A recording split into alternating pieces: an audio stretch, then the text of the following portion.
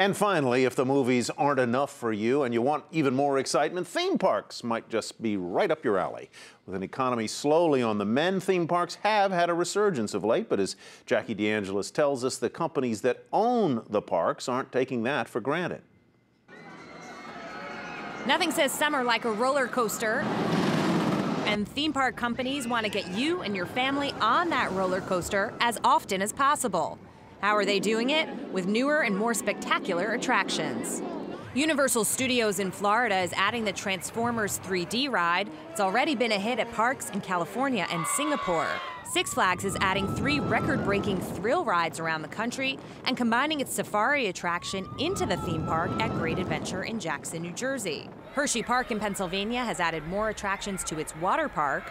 And at Disney in Orlando, new Fantasyland attractions that opened late last year will be on many visitors' to-do list. Meantime, SeaWorld in Orlando is hoping that a completely new penguin exhibit will bring the crowds in. At theme parks, it's not just about getting people in the door, but it's getting them to spend while they're here on games, on food, and souvenirs. At Six Flags parks, like this one, the average extra spend is $20. We've seen guest spending increase both on a per capita basis and in total really nicely. And we've seen those increases come across every aspect in park. So our spending is not exactly, but close to 50% on tickets and 50% in park, and that in-park spending has been growing. But the theme park business has its risks. The economy, the weather, even disease outbreaks impact whether people will flock to the parks. And with gas prices on the rise ahead of the summer driving season, analysts say that consumers tightening spending could be an issue. Many parks try to mitigate risk by selling season passes. By offering unlimited access, sometimes for a slightly higher price than a day pass, parks can book revenues early. I think it's a good deal because it costs like $60 to get in for one day, so I can go $80 and come whenever I want. And that's one advantage that regional parks have.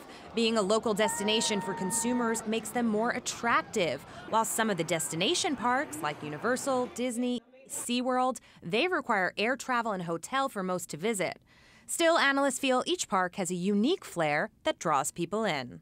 So Six Flags is going to be in the larger markets and really attract the regional customer. Cedar Fair has also really done a good job of segmenting the market and going after the regional as well. Disney is much more of a destination. You know, they've had a very good opportunity to really expand their brand. You know, so they have their characters at the parks. And then SeaWorld just came public, but they have live animals, so it's sort of a different type of market. You know, I wouldn't really view them as going, you know, head-to-head per se, like two prize fighters. I would say more that they've segmented the market and doing more of, you know, divide and conquering. And in some cases, location doesn't matter. School groups making touring trips with multiple stops take a break for fun at Six Flags. It is a middle school trip, 8th grade. Just let them have fun. They went to D.C. and saw all the monuments, and now it's today to let loose and just enjoy themselves for their last day of the trip. But no matter how you slice it, theme parks are a big business. Analysts expecting 315 million people to visit theme parks this year, generating more than $11.5 billion in revenue. For Nightly Business Report, I'm Jackie DeAngelis.